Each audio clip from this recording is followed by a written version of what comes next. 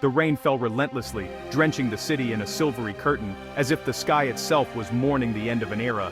The neon lights flickered and danced on the wet pavement, casting a surreal glow over the bustling streets. People hurried beneath umbrellas, their faces reflecting a mix of anticipation and uncertainty as the city braced for a historic transformation. In the heart of Hong Kong, the Union Jack was lowered for the last time, its descent marking the close of more than a century and a half of British rule. On June 30th, 1997, the eyes of the world turned to this city. Millions watched as a chapter of history closed with quiet dignity. The ceremony broadcast across continents, uniting people in a moment of collective witness. Through the downpour, Hong Kong's iconic skyline shimmered, a breathtaking testament to a city where East met West in a vibrant, ever-evolving fusion. The city's lights, undimmed by the rain, symbolized its enduring spirit and energy. For over 150 years, Hong Kong had stood as a British outpost, a gateway between worlds, a sanctuary of capitalism and opportunity on China's doorstep. Its colonial architecture and bustling streets told stories of trade, ambition, and transformation. The handover ceremony was more than a political event. It marked the end of one of the world's last great colonial stories, witnessed by dignitaries, leaders, and ordinary citizens alike. But Hong Kong was always more than its skyscrapers and financial might. It was an idea, resilience, grit, and ingenuity woven into the fabric of daily life. Its markets buzzed with energy, its people driven by dreams of a better future. Many who called Hong Kong home were once refugees, fleeing turmoil in mainland China. Through hard work and relentless determination, they built a thriving society from the ground up, transforming the city into a beacon of hope and prosperity. The final moments of British rule were carefully choreographed, every gesture steeped in symbolism. Yet beneath the formality, emotion ran deep. Pride, nostalgia, and anxiety mingled in the faces of those who watched history unfold. As the red flag of China rose above the city, the era of foreign rule ended. Hong Kong was, in the words of many, coming home. But what that homecoming would mean remained uncertain. For its 6 million people, the night was a turning point, filled with hope for new beginnings, apprehension about the unknown, and a deep sense of uncertainty about the future that lay ahead. To understand why Britain gave up Hong Kong, we must look back to the 19th century. The British Empire, hungry for Chinese goods, created a trade imbalance, corrected by selling opium to China. The resulting Opium Wars forced China to cede Hong Kong Island in 1842. Later, Britain gained Kowloon, and in 1898 leased the new territories for 99 years. These acquisitions were meant to secure a trading foothold, not permanent dominion. The 99-year lease seemed distant, but it started a countdown. As Hong Kong grew, the leased land became essential to its survival. The lease's expiration in 1997 became a ticking clock, shaping the city's fate. The British never imagined the dramatic changes the 20th century would bring. Hong Kong away, Kant awa den skro, de Britannia sigam fro. About do bro, one bro, wow, wow, wow, wow, wow, wow, wow, wow, one hard place, living on borrowed time. By the late 20th century, the distinction between Hong Kong's permanent and leased lands had faded from the minds of most residents. In daily life, it was almost invisible. People lived, worked, and built their futures without thinking about which side of a legal boundary they stood on. Yet on paper, this difference remained absolutely crucial, quietly shaping the fate of the entire city. As Hong Kong's population soared and the city's economy boomed, the need for space became urgent. The city's explosive growth pushed development far beyond the crowded streets of Hong Kong Island and Kowloon, spilling into the vast, once rural new territories. These lands, leased from China for 99 years, quickly transformed from sleepy villages and farmland into the lifeblood of a modern metropolis. By the 1980s, most of Hong Kong's population, infrastructure, and industry depended on land that was, technically, only temporarily under British control. Factories, schools, and entire neighborhoods had sprung up on ground due to be returned to China, making the city's future deeply uncertain. The idea of keeping only Hong Kong Island and Kowloon while giving up the new territories was no longer realistic. The city had grown into a single, interconnected whole, its people, businesses, and daily life now indivisible across old boundaries. The new territories accounted for nearly 90% of Hong Kong's land area and housed almost half its people. Public housing estates, bustling markets, and new towns had become the backbone of Hong Kong's society, making the region essential to the city's survival. British officials and business leaders understood that the clock was ticking. Every passing year brought 1997 closer, and with it, the end of the lease and the need for a solution. As the deadline approached, uncertainty gripped the city. The stock market trembled, property prices fluctuated, and ordinary people anxiously scanned newspapers for any hint of what the future might hold. The city's economy and its very identity seemed to hang in the balance.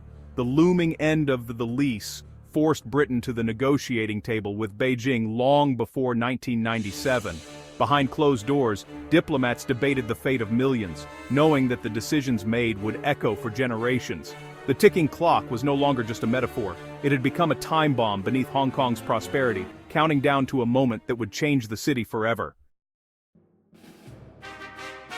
As Britain faced the reality of the lease on Hong Kong's new territories expiring in 1997, anxiety grew in London's corridors of power.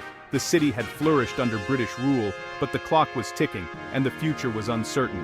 British officials pored over documents, searching for a diplomatic solution that might allow them to retain some control over this vital outpost in Asia. Meanwhile, China was reasserting itself on the world stage under the leadership of Deng Xiaoping. The country was emerging from decades of turmoil, and Deng's reforms were transforming China into a rising economic power.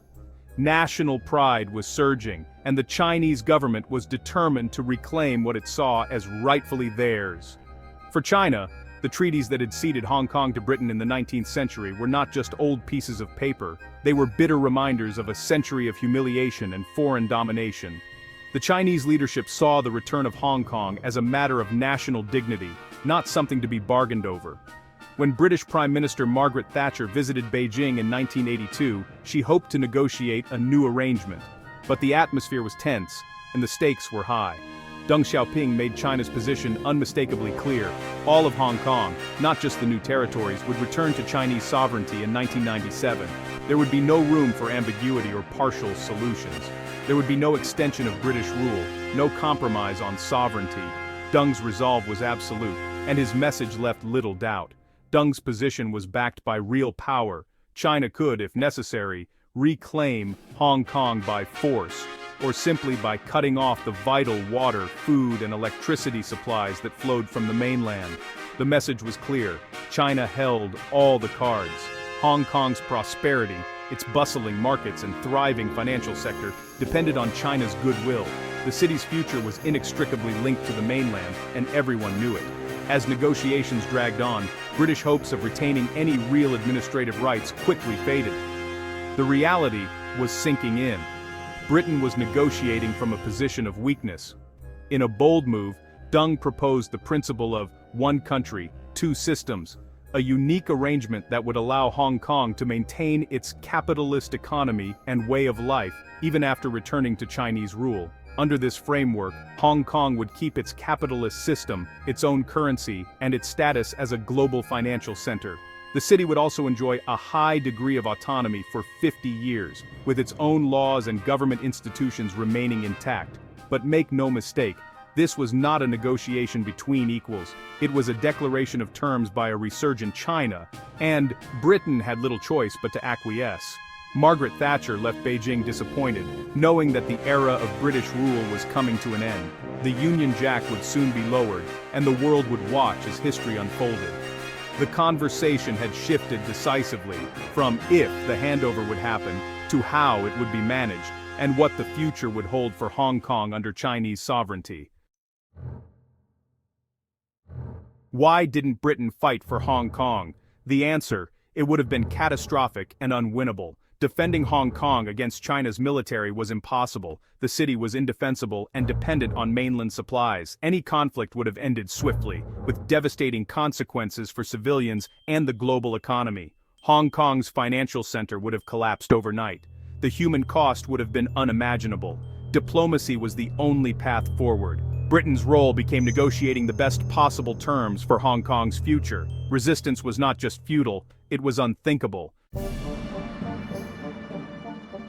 With military options off the table, Britain sought a binding agreement to protect Hong Kong's way of life. The result was the 1984 Sino-British Joint Declaration, a treaty registered with the UN. It promised one country, two systems, guaranteeing Hong Kong's autonomy, legal system, and freedoms for 50 years. Hong Kong would manage its own finances, laws, and currency.